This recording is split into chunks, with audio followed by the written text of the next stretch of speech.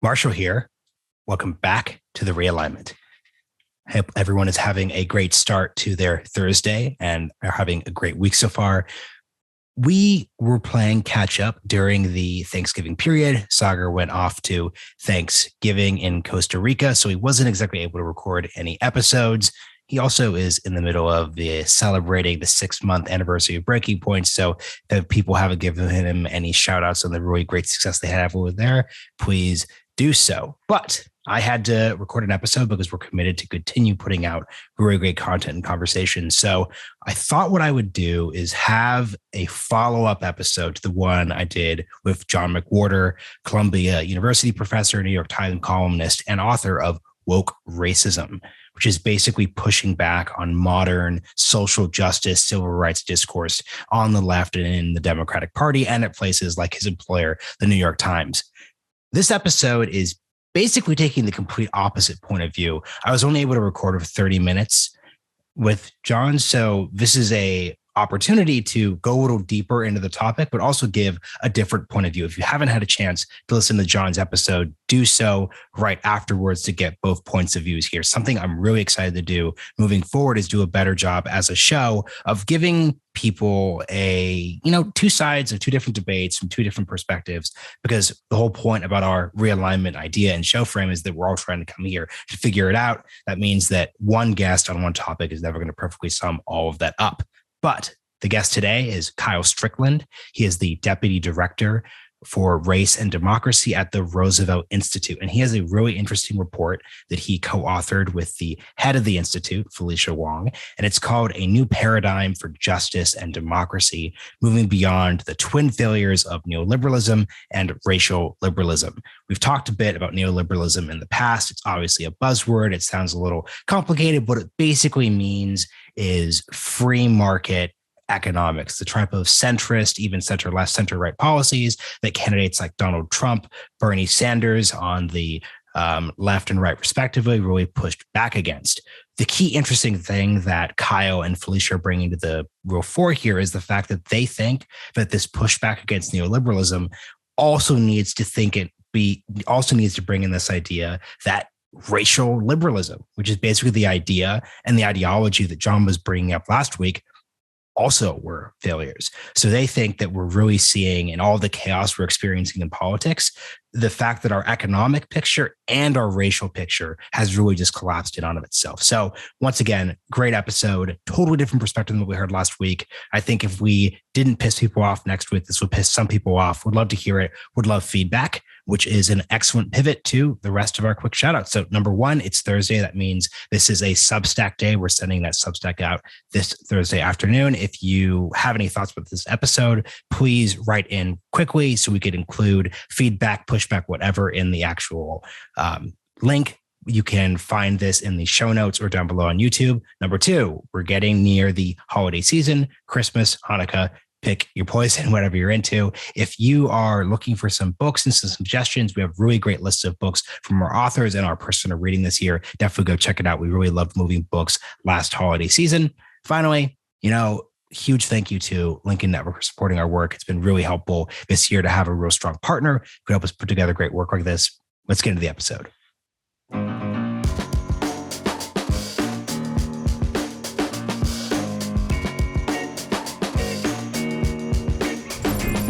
Kyle Strickland, welcome to the Realignment. Hey, thanks so much for having me. We're going to spend a lot of time unpacking a really interesting report you put out regarding neoliberalism, basically debates about America's economic structure and debates about race, liberalism, culture that really matter and a lot of members of the audience are interested in. I want to start by just getting a little bit about your background and where this report is actually coming out of. So you are at the Roosevelt Institute. Would love to just hear a little bit about you, why you were drawn to this work and the specific deal around the Roosevelt Institute and just the type of work that y'all are doing there. Of course. Yeah. So first, thanks so much again for having me. So I work at the Roosevelt Institute. We're actually a think tank and nonprofit partner to the FDR Presidential Library and Museum. And so we actually draw upon the legacies, not just of Franklin, but also of Eleanor, Roosevelt in terms of re-envisioning and reimagining the economy so that it can work for the many, not the few. And so our focus is really primarily on the types of economic policies that kind of have a reinvigorated New Deal for the 21st century, but also a focus of race and gender consciousness in our work to move forward. And ultimately, the way it ties in with this report is around multiracial, inclusive democracy for all of us moving forward and what that looks like. And that ties in to my work as the Deputy Director of Race and Democracy at the Roosevelt Institute, where my work focuses primarily on the latest research on and policy ideas related to race, politics, economics, and our democracy, and fundamentally looking at how today's racial justice movement is pushing a new vision for racial justice in our democracy in the 21st century. So I'm just excited to be here. My background is as an attorney. So I'm a lawyer by trade, but most of my work is focused on legal policy or economic policy as well. So excited for this report, have a lot of experience talking about race and racial justice, and looking forward to this conversation. Yeah, and I'm glad you framed it that way, because I'd want to start by talking about FDR, both as president, as a campaigner, as someone who advanced a very specific critique of an old system and helped build a new one, and then frankly just his legacy. Because what's interesting to me here is, how do you all at the Institute think of FDR, in the sense that, looking at his legacy, he obviously advanced a very specific new conception of America's economic picture, but at the same time, it doesn't take that, you don't have to spend that time delving into racial justice literature to find a lot of critiques of FDR's policies, but also his style of politics when it came from race. So we'd just love to hear how you think about that through these two specific lenses. Of course. So it's really important to have a wide-eyed view of the legacy of FDR, and that means taking the good with some of the bad. And part of that, really, when we think about his legacy more broadly, it's really about the transformative vision for America's possibility, what it could accomplish. And it's specifically, we look at it through the lens of economic policy. Really, that's a big lens in which we look at it through. But fundamentally, it's really about public power, the ability to make sure that corporate interest and just concentrated interest at the very top don't exclude and dominate over the voices of everybody else, which is why there's such an emphasis on the ways in which government can actually work for people and not against people, and understanding that to transform the types of system that we have, we can't just have hands off and let the market do everything, because what happens then, you have a small amount of actors, in particular cases, very wealthy and powerful actors that dominate their special interests, get more wealthy, and the rest of us are left off, where the focus was really about how do we actually make sure that government can provide a security and safety net and an opportunity for economic rights, those things that are not just going to be rationed off solely to the market, but where government can have a role in the public provisioning of these resources in a more egalitarian way. However, to your point, when it comes to who was excluded from these issues, these are often things that are not talked about a lot in our textbooks. But when we talk about these New Deal era programs, which were massive in transforming the American economic system, the American system of government more broadly, what happened, though, was that many communities, specifically Black and brown communities, were excluded from these programs. So we talk about things from Social Security to even the Fair Labor Standards, where what ended up happening was you had folks that were excluded by both design and implementation, because in order to pass many of these New Deal programs, FDR had to make a deal with many Southern Democrats who wanted to keep the Jim Crow era segregation, but were on board with more economic policies that were more liberal economic policies. So what happened then was, any program from Social Security to the GI Bill, you actually had programs that fundamentally opened doors of opportunity for the vast majority of white Americans, but left behind Black and brown Americans and workers of color. And so what happens then was, you saw an entire generation and middle class to expand and build wealth over time, but that wealth wasn't trickled down and passed down to Black Americans and other people of color. And so our focus for the 21st century is, how do we rewrite some of those wrongs and make sure that both, not only through design but implementation, communities aren't excluded and left to the whims of being on their own. And I think ultimately you can't talk about FDR and the legacy around race and racial justice without reckoning with the internment of Japanese Americans during World War II. And these are all instances of a fundamental reckoning that we must make to the tremendous amount of harm that was placed on our communities. And that's something that is part of the legacy. And I think what we're trying to do is learn more and discover more conversations about how we can repair and redress some of those harms in the past and how we can address that moving forward. That's some of the themes we highlight in the report as well. I hope you'll forgive me. You're doing a really great job of just setting this all up. So I'm just going to spend a lot of time asking audience advocacy follow-ups here that are sure at the heart of everyone's minds on these. So let's start here. What can modern civil rights activists and frankly economic policy activists, so let's say people of the left on economics, what can they learn from FDR's pragmatism? Because for good or for ill, I don't think if you look at the discourse that comes from racial justice conversations, there is much rhetorical focus on pragmatism. It's hard to look at summer 2020, once again, whether you support the policies or not, and think that the rhetoric and the activists were focused on those pragmatic deals in the same way that FDR was making deals with racist segregationists. So how can we, what do you think, what do you learn from that? How should we learn from that? Are the stakes different now? Is there a set of issues where it makes sense to compromise? Are there issues where it doesn't make sense? How do you think of that? Yeah, so I think about this in the context of where people find themselves on the particular political spectrum, in the sense that you have a variety of different stakeholders who are constantly trying to push the realm of what's possible, right? And what is deemed pragmatic. And so, for example, when we talk about the FDR era, you have a situation in the 30s and early 40s where a lot of the civil rights focus and racial justice advocates at the time had been really pushing and fighting for anti-lynching legislation. This has been something that they were pushing for in the era of horrific lynchings that were going on all across the country, but especially in the American South. And what they were pushing for was types of federal legislation that would come in and prosecute lynching as crimes and hold people accountable for lynching.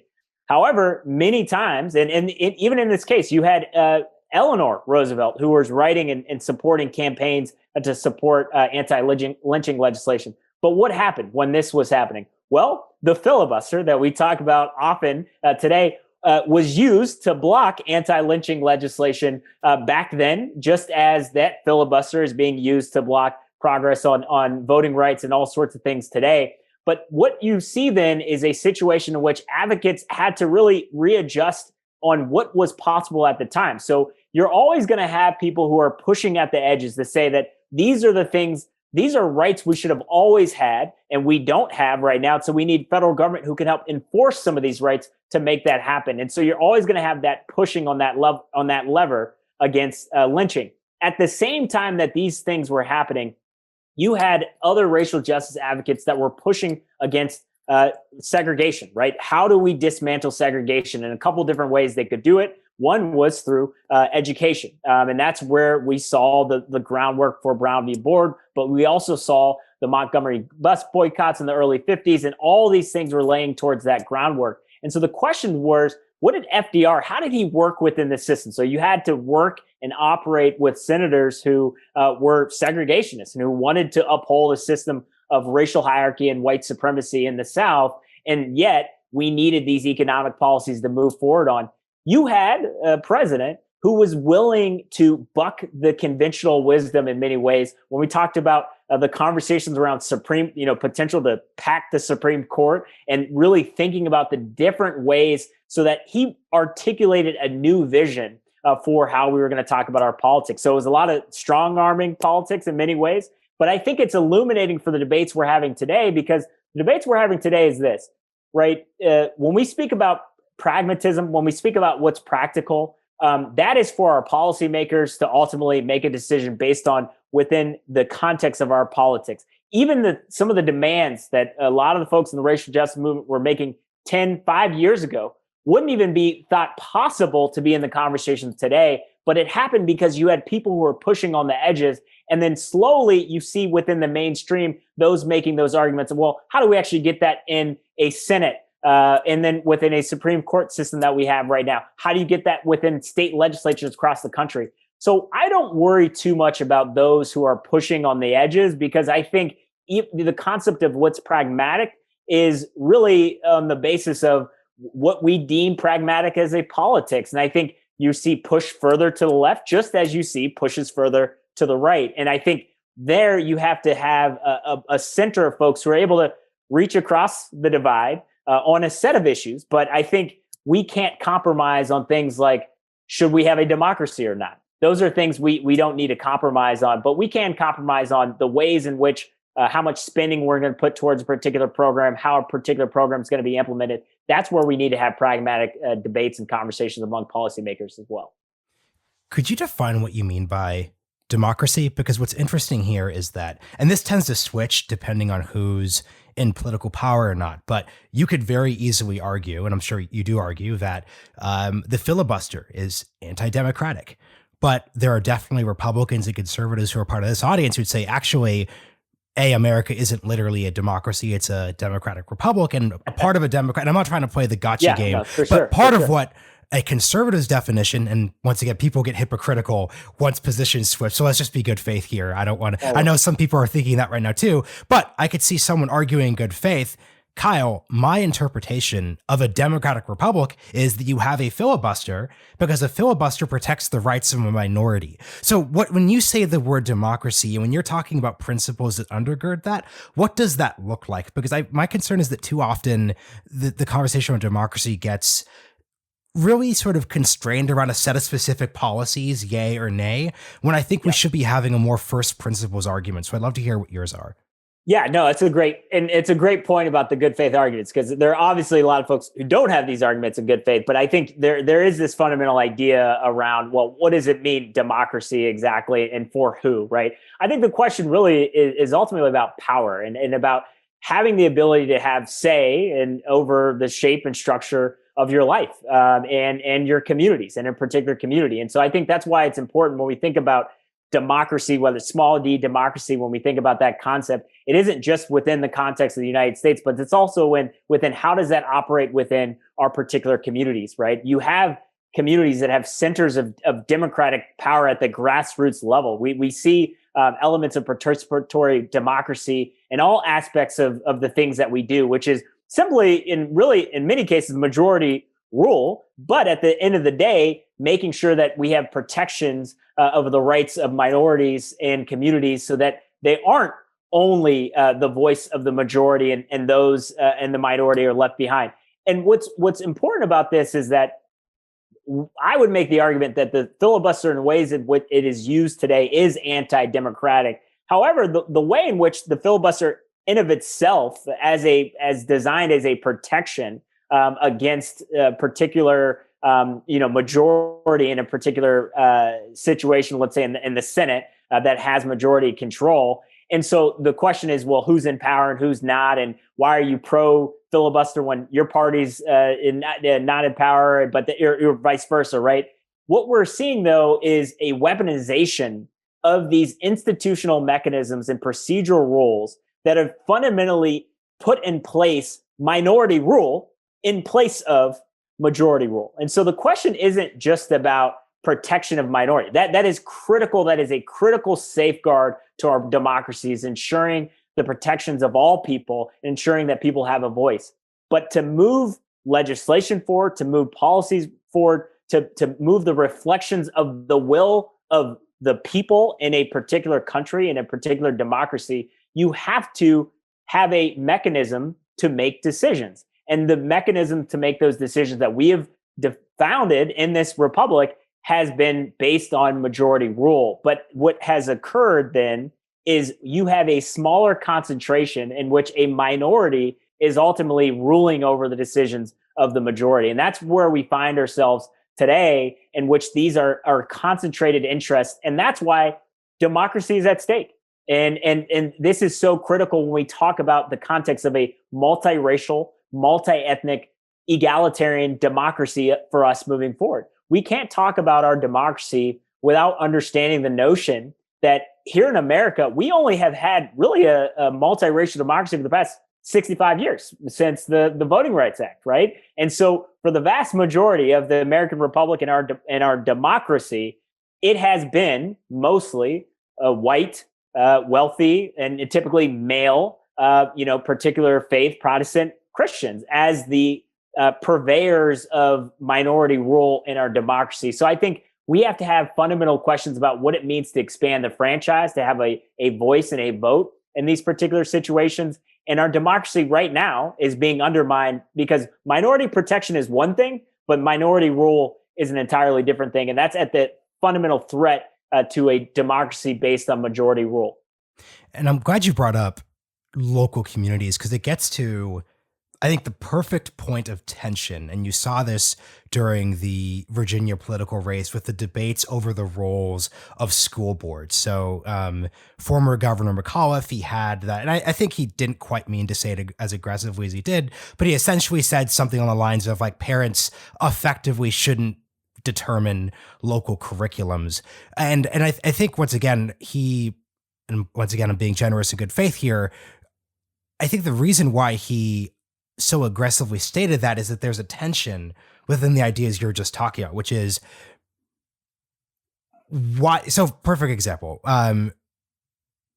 How should school boards work? I'll ask the question directly. So for example, let's say we're talking about equity, we're talking about equality. There are curriculums that school boards, that teachers, institutions put together that feature specific perspectives on race in America. When it comes to a local community, what is the role of a parent and what is the role of an educator in these contexts where I don't think you could quite say this is about expertise? So because what I really want to say there is I think there's a difference between a debate over racial justice curriculum and the teaching of evolution. I just think these are entirely different issues.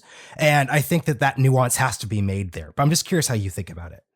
Yeah. So in this particular instance, when you talk about school boards and part of the representative democracy we have more broadly is that you have a local community who are paying taxes within that particular school district, who are citizens of that particular school district, who are living in that community, who vote on representatives to represent them and their interests at school board and to help make decisions and input on things like curriculum, but also things like how the financing works in a particular school, how the administration works, hiring, firing in particular schools. But a part of that, though, is that this is all one part of a larger puzzle within our community, which is fundamentally when you're talking about our schools, when you're talking about the safety, security, the education and well-being of our children, everybody has a stake in that. And especially our parents, our families, and our communities have a stake in the well-being of their own children and the children within that school district in particular. So it has to be broader than just you kind of hand this off and then you vote in a particular election and then you leave that up to the school board. It is critical that parents have voices and have a say as well as the children, the students have a say in what is being taught in their schools. Now, you do have a broader question that I think you get to, which is when you get to these subjects of intense debate around what types of curriculum is going to be designed within, what are we teaching within our schools, you do have a broader conversation about having both public input, because you have state legislatures who make state standards at the curriculum, at the state level about the types of curriculum that you'll have. You have those state standards at play. And then at the local level, you have to make sure that you're working within the nuances of each community. That's why we have the systems that we have, which is every community is not the same. So you have particular needs in a particular community. As a result of that, you have to have the flexibility to make these choices based on classroom, based on school district, based on the particular school building that might have a different set based on the particular neighborhood and area that they are in, based on what the parents have called for and what the students are asking for. And so I think everybody has to have a say in that decision. But ultimately, you do have to have a baseline for what we are teaching. And these are standards that are set by our policymakers. And so that's where I would ultimately see where that battle is had. But if you have teachers, if you have parents who do not like what is being taught in schools, or who want to push a particular agenda in their particular schools, they have the opportunity to debate at school board meetings. They have the opportunity to have these conversations and to testify.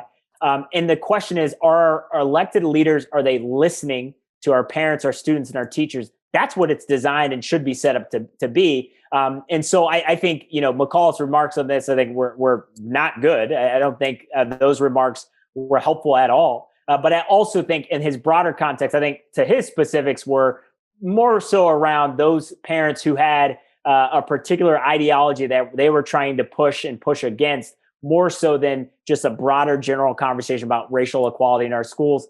On top of this all, it has been weaponized. This has been weaponized. I think you could have most conversations at school board. You and I could have a conversation. Folks could have a conversation about what's being taught in schools, and you're going to find nuance in those conversations. But when you're seeing this big national debate about it, it's much harder to have a nuanced conversation. I'll just ask the obvious question then.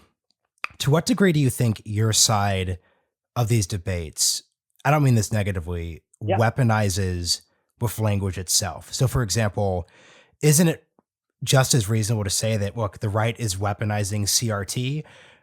Is the left not weaponizing racial discourse when they say words like anti-racism, when you talk about things such as structural racism? Like, what's the dividing line between, because once again, like, I entirely get why anyone like left of center, even plenty of people in the center, could say the right really weaponized in bad faith debates around racial justice in school. But I could see a bunch of people center to the right also saying, we feel as if racial policies are weaponized so that you can't have a nuanced conversation about affirmative action, reparations, et cetera, et cetera. What would you say to those people? Yeah, what I'd say to those making that argument is that this is not a both sides type of argument. Is that, there are certainly folks who on the left who kind of police the discourse in terms of what you can or cannot say and how to say a particular thing, and whether or not you are quote unquote politically correct or not on a particular thing. But in many cases, some of those are made in bad faith, right? And some of those are more performative than not, to maybe show that, hey, this is where I stand on a particular issue. And if you don't, if you're not standing on the same moral high ground as I am, then somehow there's something wrong with you. I think that's more extreme. I think that's actually my personal belief. I think that's overblown. Yes, I believe that exists. I believe that there are those who police the rhetoric of certain folks who are making arguments or making comments in good faith, or even that have been maybe misinformed by some of this weaponization that I'm talking about. And they should not be condemned as an individual or claimed as a racist or anything like that. But my argument is that those conversations about tactics, about strategy, about certain word choices have been done to basically try to overcorrect or to address some of the attacks that we have seen on the far right. And what I mean by that is that the weaponization is what I mean, because there is a particular political ideology that is being pushed, and especially when we talk about critical race theory, which is to completely distort its meaning of what it's actually designed to do, to then create and cause fear and to build and prey on people's fears, as well as racial resentments, to ultimately push an agenda that is basically at the heart against a more progressive, expansive, egalitarian vision for society. So, for example, when we talk about critical race theory being lumped in with social emotional learning, somehow having conversation about social emotional learning is now deemed as something that is going too far. I think when you step back at this, it's really fundamentally a question about what is the role of government? What is the role of public power more broadly in our communities' lives, in both advancing justice, but also the conversations in which we determine who gets economic policies, who gets social policies, how we want to govern ourselves. These are all questions that are fundamentally about ideology and the role of government and the role of our communities. And I think, it's easy to say, well, this side does this too, and this side does it too. But when you have one side that is funded by, in many cases, a propaganda machine and a media network that funds those efforts, I think it's completely lopsided, more so than racial justice advocates over here trying to police somebody's rhetoric. That's kind of where I'd have that conversation. I think most Americans are in that kind of middle area. I think I do believe that there's center left folks who have these different policies and beliefs about what we want as a society. But I do think the weaponization is coming from the far right. I'm glad you talked about center left folks, because the specific type of person I'm bringing up, it might not be the majority, but it exists. What do you say to a Virginia voter who voted for Biden, dislikes Trump, but voted for Youngkin over some of the debates that you're basically articulating here? Because I think that if we're talking about where a lot of these fights over everything, and we will get to the report in the second half of the episode. Of course, yeah. But if we're looking at where a lot of these fights are clearly going to be fought, they're going to be focused on that type of voter. What do you want to? What would you say to that voter directly? Well, one, I completely understand. The facts are that, to be very clear, every election is different, right? And I think it's really important for us to understand that you can't just see what happens in the past election and then project that onto the next election and thinking, well, this is what happened. This is why you see so much emphasis on, well, you had Obama to Trump voters, and then you had Obama, Trump to Biden voters. And now you have this Biden, anti-Trump, but pro Glenn Youngkin. I think it's important for us to not extrapolate too much on this one election on what this means for 22 and beyond. But what I will say is this, is that you can't just run on an anti-Trump message, because one, in many ways, in cases where Trump was actually on the ballot in 2020. And so an anti-Trump message and a pro-Biden or a vision for America that was not Trump, that was a message that resonated with the vast majority of Americans and ultimately led to Joe Biden being elected president of the United States. But in 2021 in Virginia, when it's not a national debate and it's happening in Virginia, in particular focused on those issues, and you have a candidate who is not named Donald Trump, who is on the ballot, who is very different from Donald Trump, and as much as Trump would hate to admit it, is Youngkin distanced himself in many ways from Donald Trump. He still talked about things like critical race theory. He still talked about these issues, but it was done so in a way that could connect to a voter that was turned off by the ugliness and divisiveness of that types of anti-Trump politics, but even the type of Trumpist politics, which is really ugly type of rhetoric, who's turned off by that, who saw Glenn Youngkin, who saw, hey, this is a businessman. This is somebody who understands and could connect with my students, with my communities, even though that I personally believe has an agenda that in many ways pushes this broader ideology that I would say Trump doesn't really have a clear ideology, to be frank. But he is pushing this broader ideology of the conservative right.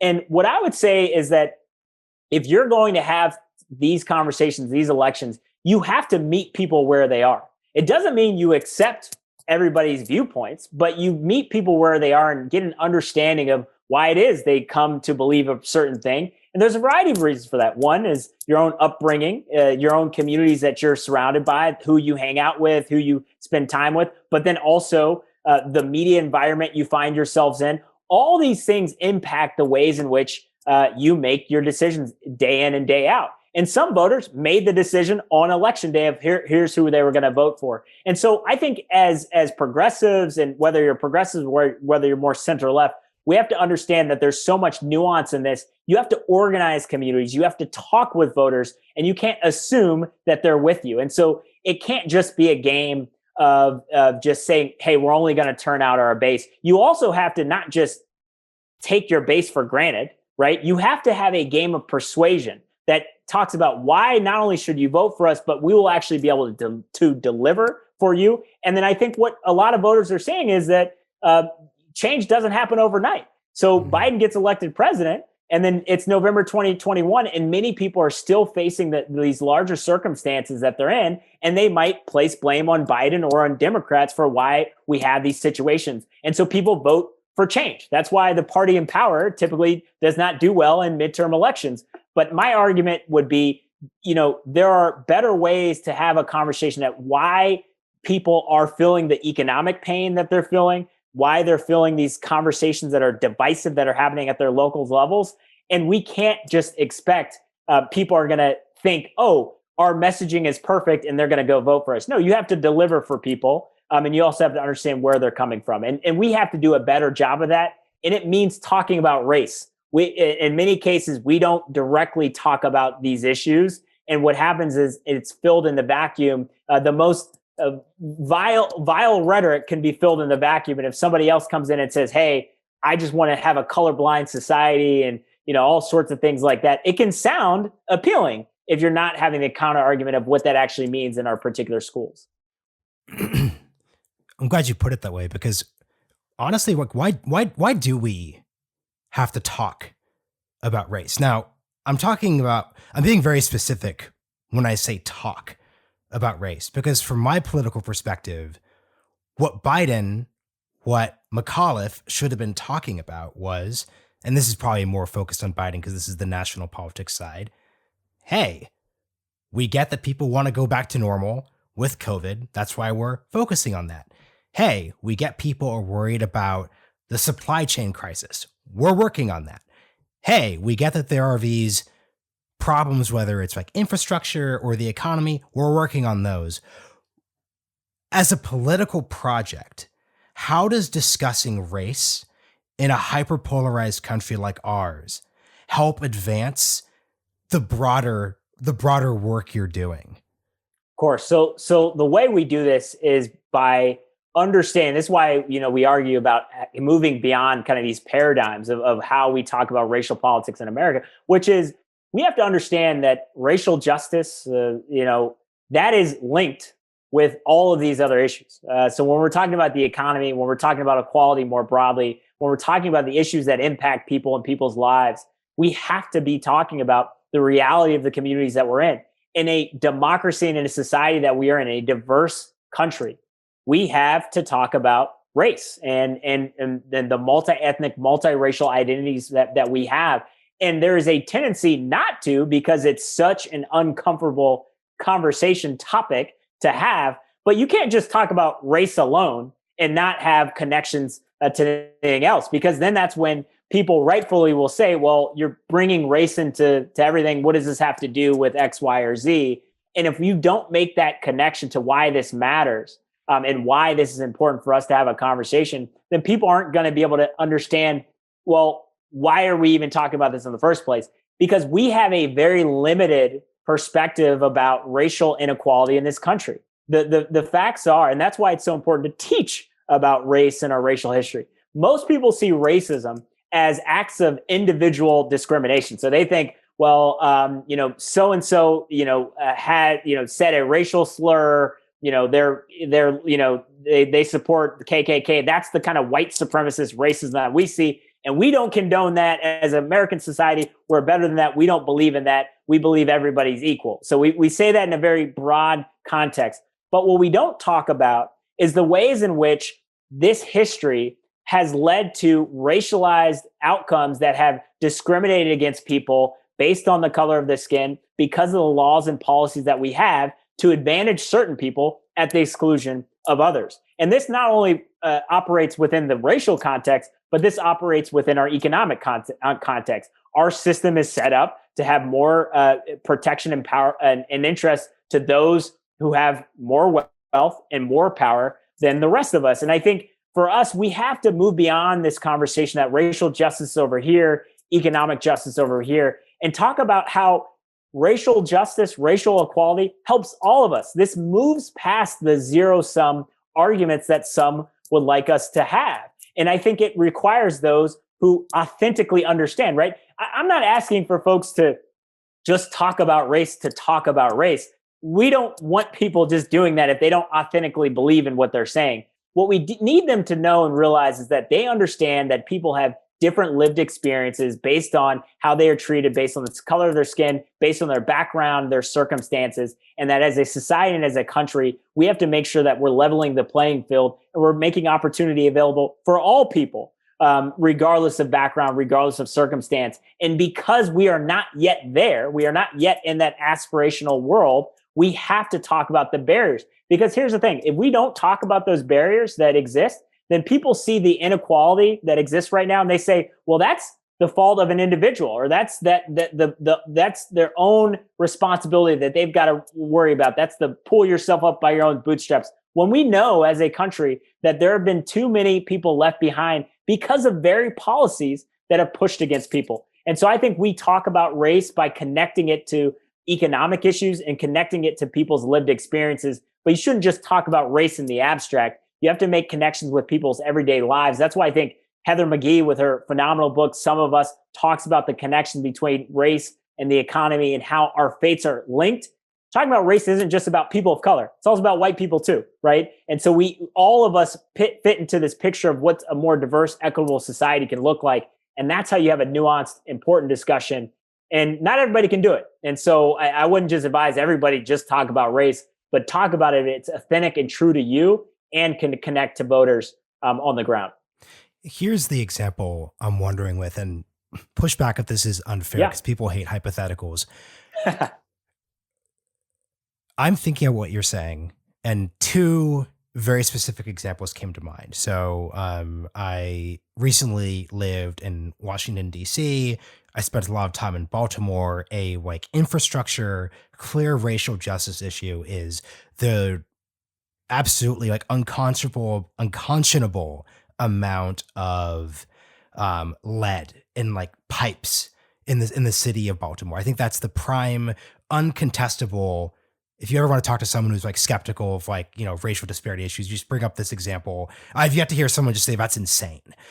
In very specific, very black parts of the town, there's literally just too much lead pipes in a way that just doesn't exist in the vast majority of more whiter parts of the country. Also, you had the example where Pete Buttigieg, and he got dunked on for this, but this is a real example of the Robert Caro cited example of this bridges and various parts of our infrastructure being designed in a way that were meant to be exclusionary. The example being the certain infrastructure was designed so that persons of color, children's buses, couldn't access certain parts of the city. These exist. These are real. They have to be addressed. I guess my question, though, for you is at a political level, and this is why I'm obsessed with the FDR connection here. Yep. How did talking about either example make the infrastructure bill pass? Because I get what you're saying about how you need to go into communities and you need to meet community members where they are. But the objection to Build Back Better, the skepticism of Pete Buttigieg wasn't coming from majority black districts. You don't need to go talk to black people about the need for infrastructure. You don't need to go to some corner of Queens or Brooklyn or the Bronx and say, hey, racial justice things matters. And frankly, the type of white voters who, frankly, you see this in my name, but I'm adopted. I'm from Portland, Oregon. My NPR New Yorker reading parents are already deeply aware of these arguments. They're the ones who taught me this argument.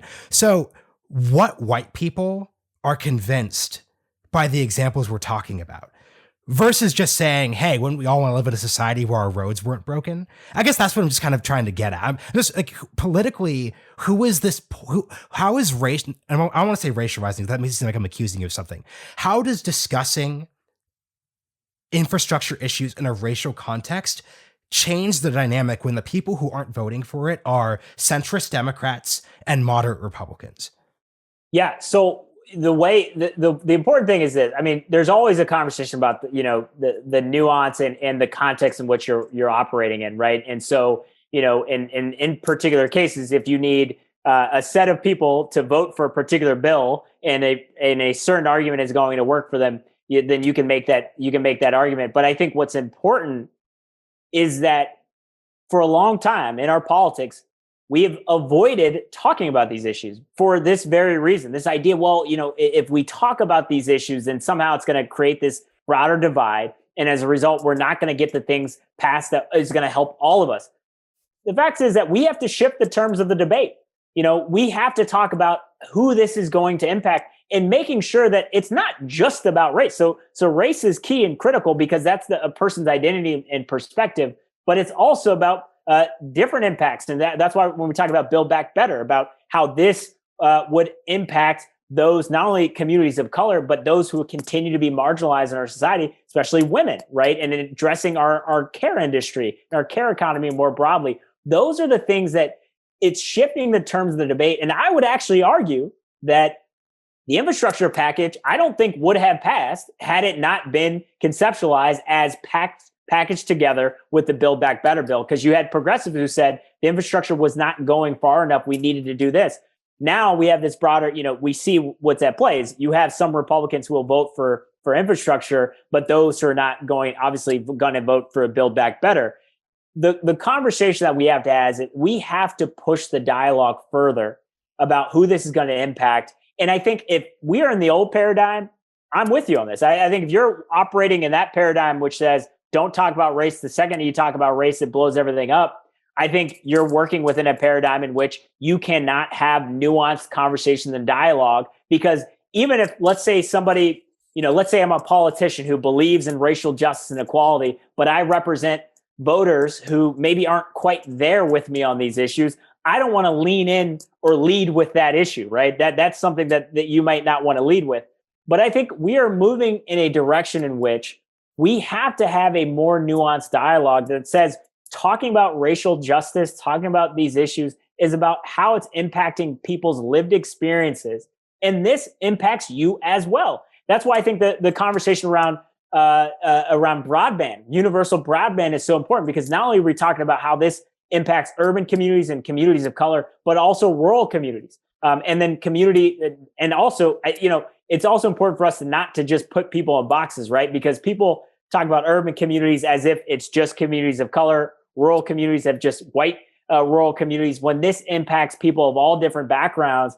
And I think it helps us move in a direction that makes race not just a central component of it, but a critical component of it. That's not something that can be siloed. And I think we'll get there. But I don't think you lead with it only. I think, but you have to talk about who it's going to impact and why it's important for you and why it impacts you and your family. And I think you can have that conversation in a nuanced way. I think if you just have it in broad strokes, this is going to help certain people who are quote unquote undeserving, which has been deeply racialized from our weaponized politics. I think that gets into these larger arguments, but we need to talk about how our policies, our practices moving forward should help all people. And that includes people who have been disproportionately impacted. I think we can have that debate. I think America's ready. Now, whether individual policymakers are is another question.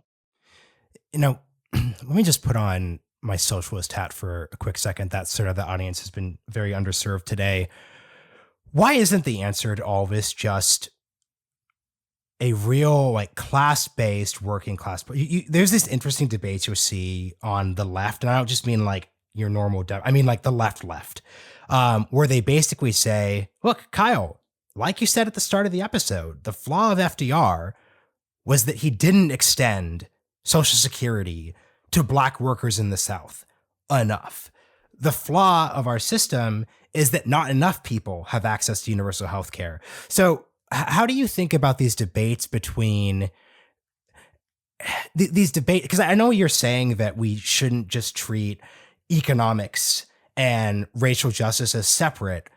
But the reason why we do, or at least the reason why a lot of people feel the need to, is that if you're looking at the actual culture war polarization of these issues, the communities that many people, for example, many very, very online Bernie Sanders supporters, the communities that they feel their policies would be most appealing to, universal healthcare, vastly expanded governmental spending, they think those communities are also very allergic to racial political rhetoric. So what is your argument? And so I'm speaking purely to the left. What is your, so we kind of respond to the center and to the right, but what is your response to left people who just say the lesson of FDR was that he didn't go far enough on economics?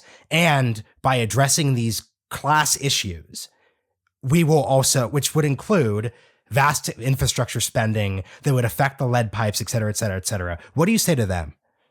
Yeah, I mean, if we don't talk about racial justice, we don't talk about race, then what ends up happening is you could have quote unquote universal policies that are disproportionately implemented based on the racial disparities that we see today. And the reason why it's important to make those connections is because it's really about the lived experiences of communities. And that means more than just economic policy, economic policy without talking about race and how this is going to impact people. And the reason that is because you also have to tie into ultimately how this connects to the types of political power that people and communities are building. And because of the historical experiences, because of the marginalization of our communities that have been not just on class, but also on race, you have to identify race-conscious economic policies that address that past history. So when we talk about FDR, address some of those exclusions. Because otherwise, moving forward,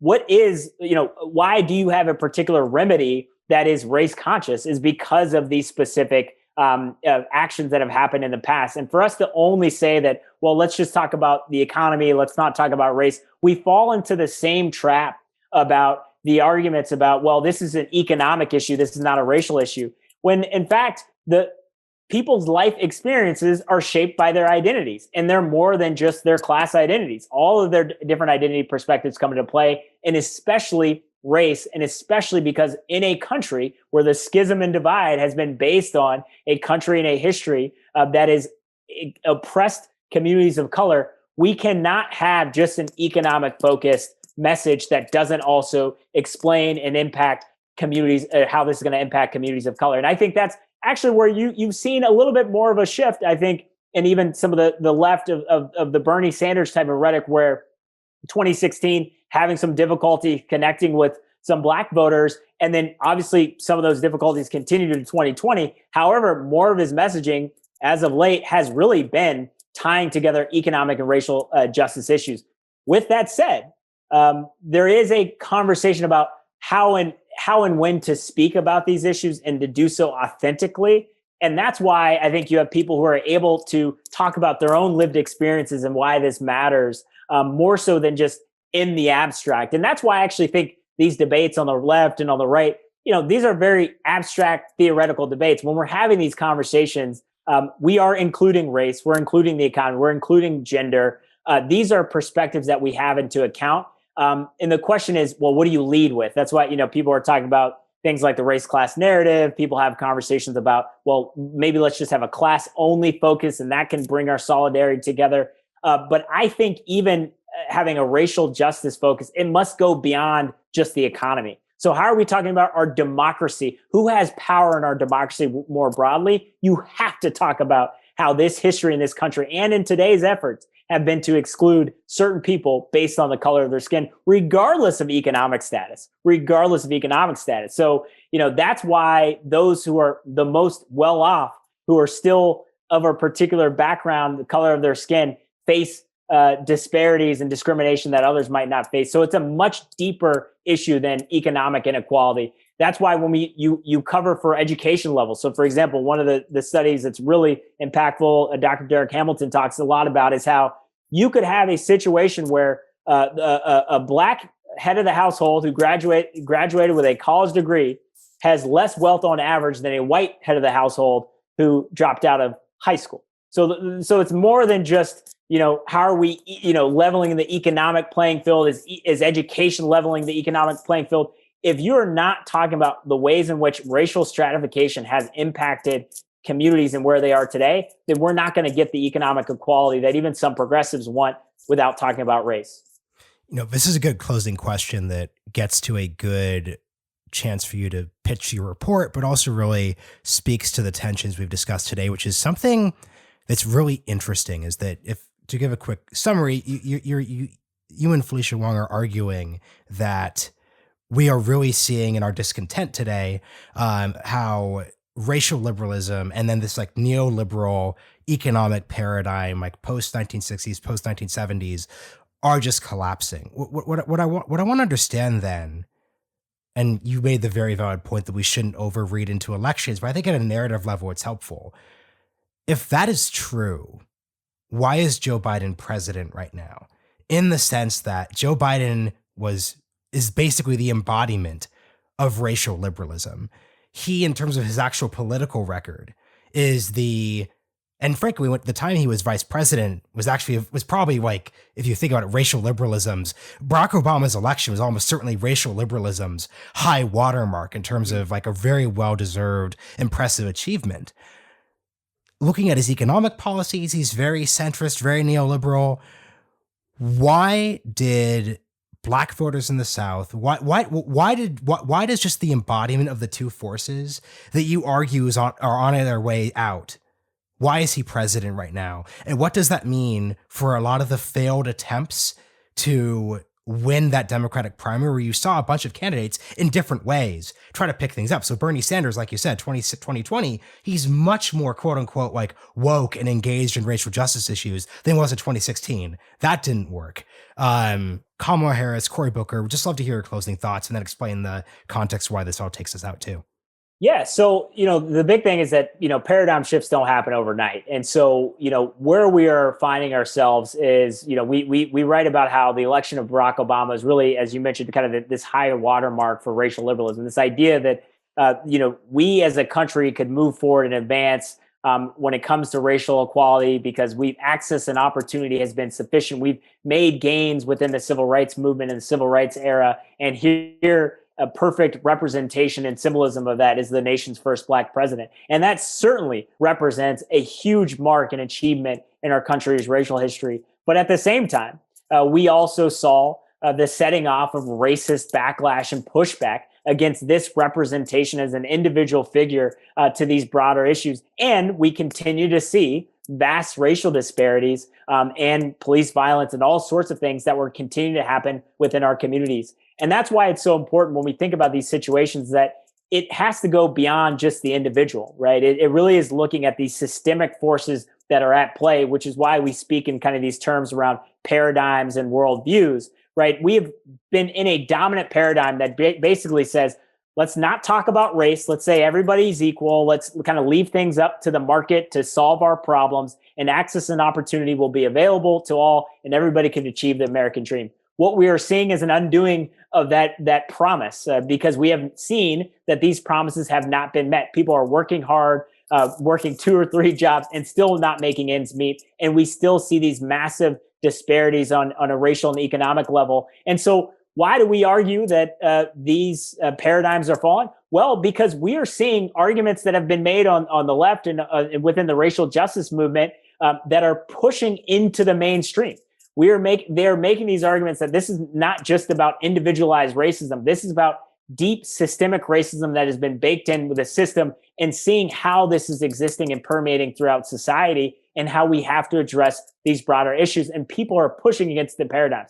And at the same time, on the far right, you are having people who are using overt bigotry, overt racism, all sorts of things that was deemed on the sideline of our politics, at least within the mainstream, that is entering into the mainstream and into the rank and file, in many cases, of the Republican Party, where you have this type of rhetoric largely still pushed away. You can't be overtly racist and overtly bigoted. However, the permission structure has been opened. And so what happens in this vacuum is what's going to take forth and move forward. And we think a new paradigm is necessary. We see it on the horizon. The racial justice movement is pushing for that. But the exact confines, the exact pieces of what that looks like are not there just yet. And they're not going to happen overnight. So that's why somebody like a Joe Biden, to be very clear, Joe Biden has been open to evolving views on this kind of neoliberal perspective that he's been part of, and this racially liberal perspective, to open doors for what's possible. And you had a lot of voters who might believe this, right? Especially when we talk about Black Americans and other people of color. A lot of them in many ways see these issues as real, but they don't know what is possible within our politics. And they wanted somebody who was going to beat Donald Trump. And they believed that you had to have a voter who was going to be able to connect with people in different ways, who's going to meet people where they are. And you had somebody like Joe Biden who represented that stability figure after years of chaos under Donald Trump. And so that's kind of where that happens. However, I think we're moving into the case where even figures like Joe Biden are talking about things that would be deemed radical in 2016 and are now mainstream today. And I think you're going to see more of that moving forward. And hopefully we have a more equitable democracy. But we also see some very real forces on the right that are threatening to racial progress and racial justice, which is why it's important to fight for equality and equity in our communities. Very well said. Kyle, thank you so much for joining. Would love for you to give a quick shout out to the report. We will have it included in the show notes that everyone should check out if they want to learn more, but this is a great place to leave it. Hey, thanks so much for having me. Definitely check out A New Paradigm for Justice and Democracy, and really appreciate the opportunity to be here today. Thanks so much.